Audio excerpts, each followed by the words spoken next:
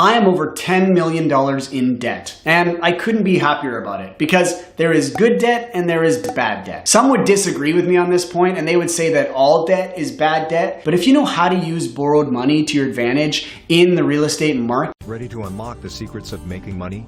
Discover a wealth of free guides and software. Click the links in the video description below to access invaluable resources for generating income, building passive streams, and achieving financial freedom. Don't hesitate, click now and start your journey to financial success. You can make a higher rate of return on money that technically isn't even yours. And when you make money on borrowed money, your rate of return is infinite because it's not your money, honey. We call this OPM, other people's money, which is what debt is. This is someone else's money that you are borrowing, and in this video, I'll break down my top 3 ways to make money in real estate investing using debt. Hey, what's up? Darren Burrows here. My mission is to help 1,000 people create $1 million of net worth with real estate investing. Subscribe not to miss what's coming. When I was growing up, and let's be honest, I still am, my parents and their friends were of the mindset that you could be financially free when you pay off your house. They had mortgages on their houses and their goal was to pay off those mortgages because when they were paid off, that would reduce their debt and therefore increase their financial security and stability. This mindset was passed down to them from their parents who had the same train of thought. But things are a little different today. For one, interest rates in 1976 when my parents bought my childhood home were 12%. And in 1982, they jumped up to 18%. That meant if you were making a mortgage payment of $2,000 per month, $1,850 of that was going towards interest and only $150 was going towards principal. So you can see why my parents were so focused on paying off their debt. With the current interest rates where they're at around 2%, if you have that same $2,000 per month mortgage payment, $750 of that is going towards interest and $1,250 of that is going towards paying down your principal every single month. That is a huge difference. So the first way to make money with debt in real estate is to mortgage your properties. The majority of investors are on board for this with their rental properties, but they would still prefer not to have any debt on their principal residence or the house they live in. But I want to challenge that too. Most people consider their principal residence an asset because it has value. But if you look at the definition of an asset is something that pays us every month, and a liability is something that we pay for every month. So with this definition, our principal residence is actually a liability and not an asset. Even if it's paid off entirely and you have no debt associated with it, you still have to pay for your utilities, property tax, insurance, maintenance, and repairs. So this is not an asset, this is a liability. For instance, if I have a $500,000 property and it's completely paid off, meaning I don't have a mortgage on it, that means that there is $500,000 in potential cash sitting in that property. And that $500,000 is growing at whatever rate the rental market is growing in that area. So if the market goes up by 10%, that's great. The value goes up by $50,000 in one single year. But if the market goes up by 2%, then I've only made $10,000 on that money in that same year. And if the average return in the stock market is 6 to 7% annually, I'd be better off to take that money and put it in the stock market versus the real estate market. In a lot of ways, you're better off to mortgage your property to 80% loan to value, which would be a mortgage of $400,000, and take that money and invest it somewhere else. You'll see how this really starts to make sense in a minute. If I apply this same principle to a rental property, this strategy works even better because if you're buying the right rental properties, you shouldn't have to be out of pocket any money every month. Your tenants are paying rent, and that rent should be paying all of your costs. And you should be making money at the end of each month through positive cash flow. So on a rental property, there's 3 ways to make money. You can make money with your cash flow. You can make money as the mortgage is being paid down. And you can also make money through natural appreciation as the property rises in value. I'll go back to my earlier example and show you the power of using debt.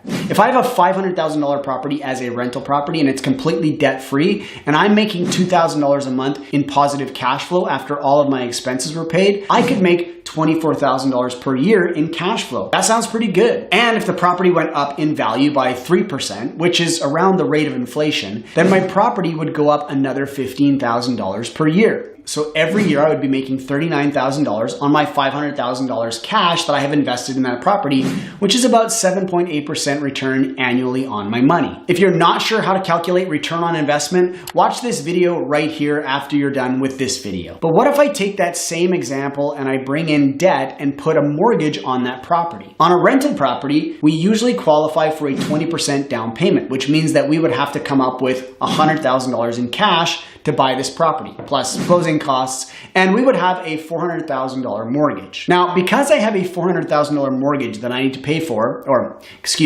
my tenants need to pay for, I might only make $200 a month in positive cash flow. So my yearly cash flow drops to $2,400 instead of $24,000 with no mortgage. But remember, I have a mortgage on the property, and every time I make a mortgage payment, I pay down the principal on the mortgage. So over that same year, I will pay down approximately $12,000 on the mortgage. And because I still have a $500,000 property that will grow at the same 3% inflation rate, that stays the same at $15,000 per year in natural appreciation. So I add up my $12,000 that I paid down on the mortgage, my $2,400 in positive cash flow, and my $15,000 in market appreciation, and that gives me a total of $29,400 per year. That's about $10,000 less than the other mortgage-free way. But wait a minute, we only have $100,000 of cash invested in this property versus the $500,000 in cash invested the other way around. So if I take $29,400 and I divide that by $100,000, my rate of return becomes 29.4% per year. So you can very quickly see why I'm a fan of having debt on your properties in order to earn a higher rate of return on your money. The number 2 way to use debt to make money in real estate is utilizing something we call a home equity line of credit, or a HELOC for short. A home equity line of credit is money that the bank will lend you, and because the bank will secure that loan against a property, they are willing to loan that money to you at a very low interest rate. If you were to go into the bank and ask for an unsecured loan, then that interest rate would be significantly higher, usually 2 to 3 times the rate of a secured loan. The nice thing about a home equity line of credit is that you are only required to make interest-only payments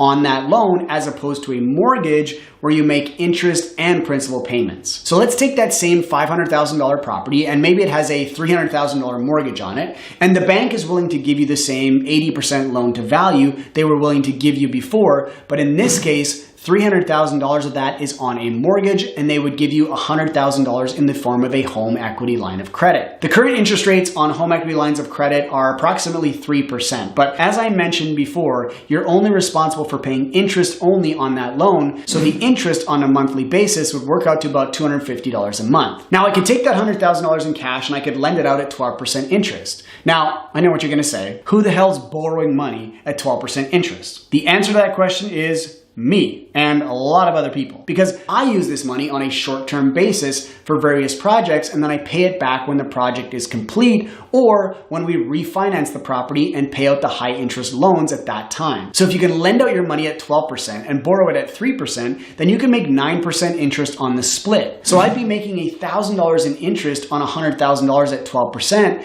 and I would have to pay the interest-only payments of $250 a month, leaving me a profit of $750 per month. So what is the rate of return on this money? Well, technically, this is borrowed money from the bank, so my rate of return is infinite because I'm using the bank's money to make a 9% return on their money. Now, the naysayers will quickly point out that if you're making 12% interest on your money, this must be a high-risk investment because, again, we are conditioned to believe that with high risk comes high reward. But this is not necessarily the case. I could still lend my $100,000 and I could secure it against a piece of real estate through a mortgage. If this mortgage has a decent loan to value, I have trust in the borrower, and the property that I've secured my money against is in a solid location that doesn't see much fluctuation in value, then this investment can be more secure in many ways than any other type of investment. So stick that in your pipe and smoke it. The third way to make money with debt in real estate will definitely be the most controversial.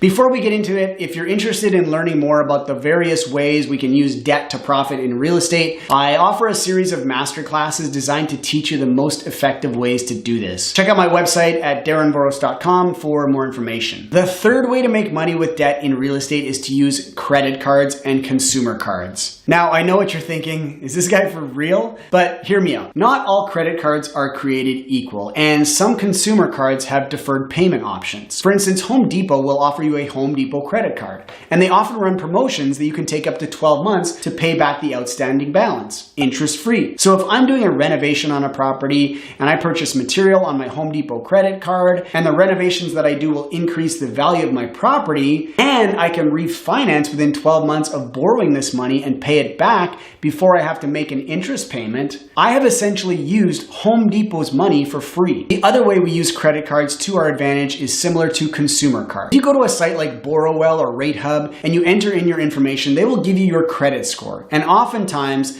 there will be vendors that will offer you credit cards as well. Some of those credit cards offer 0% interest, so we could take that same credit card and use that to do improvements to our properties. Or we could technically loan it out as a private lender and make the interest on that money without having to pay the credit card company anything. Now, the most important part about this strategy is that you must pay attention to the terms and conditions of these cards and when the payments are due. You also have to pay attention to when your interest-free time runs out, but if you can use these kinds of strategies, there can be a tremendous upside with leveraging and using debt in real estate. So now I want to hear from you. Feel free to drop your comments, good or bad, into the comments section below. If you have questions related to making money with debt or anything else related to real estate, you can also leave those in the comments section below. And you can follow me on Facebook and Instagram where I post regularly. Thanks for watching, and we'll see you soon. Attention dreamers and hustlers. Want to make money and create the life you desire? Click the links below in the video description to gain access to free guides and software that will empower you on your path to financial success.